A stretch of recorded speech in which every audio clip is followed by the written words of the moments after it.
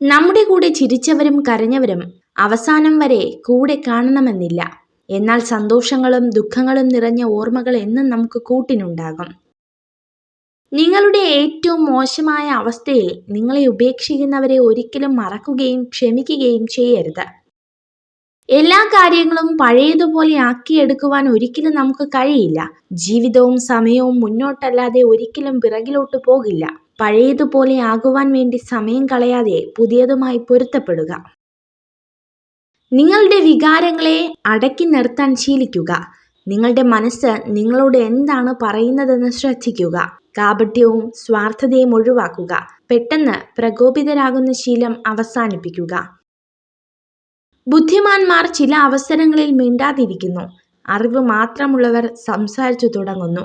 എന്നാൽ വിഡ്ഢികൾ വാദപ്രതിവാദങ്ങളിൽ ഏർപ്പെട്ടുകൊണ്ടിരിക്കുന്നു. ഏറ്റവും അധികം ആഗ്രഹിക്കുന്ന ഒരു ലക്ഷ്യത്തിനായി നിങ്ങൾ പ്രവർത്തിക്കുകയാണെങ്കിൽ നിങ്ങൾക്ക് മറ്റാരുടെയും പ്രചോദനം ആവശ്യമില്ല.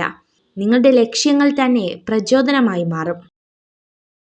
ആ വിഷമങ്ങളും പ്രശ്നങ്ങളും ചിലപ്പോൾ നല്ലൊരു തുടക്കത്തിന് കാരണമായേക്കാം. നല്ല ആഗ്രഹങ്ങൾ മനസ്സിൽ ഒതുക്കാനുള്ളതല്ല, നേടിയെടുക്കാനുള്ളതാണ്. അതിനായി പരിശ്രമിക്കുക.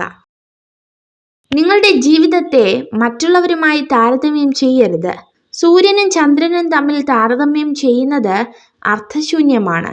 കാരണം അവരവരുടെ സമയമാകുമ്പോൾ അവർ തിളങ്ങുന്നു.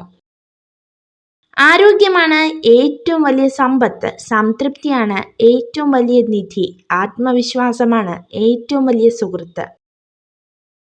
താരതമ്യപ്പെടുത്താനും മത്സരിക്കാനും ശ്രമിക്കാതെ സ്വയം വിശ്വസ്തത പുലർത്തുന്നതിലൂടെ നിങ്ങൾ എല്ലായിടത്തും ബഹുമാനത്തിന് അർഹനാകുന്നു.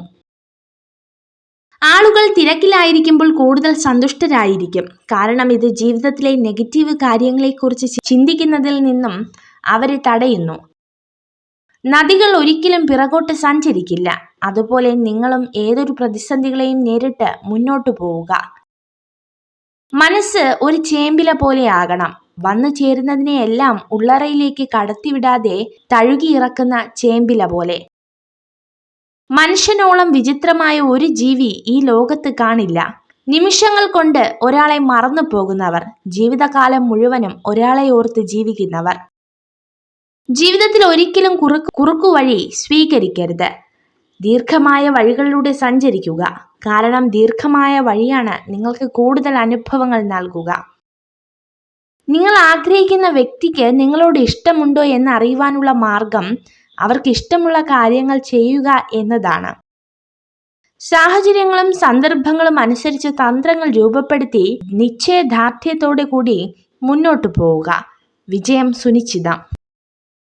നിങ്ങൾ ഈ വീഡിയോ കണ്ടതിന് നന്ദി. ഇതുപോലുള്ള കൂടുതൽ വീഡിയോകൾക്കായി ചാനൽ സബ്സ്ക്രൈബ് ചെയ്യൂ.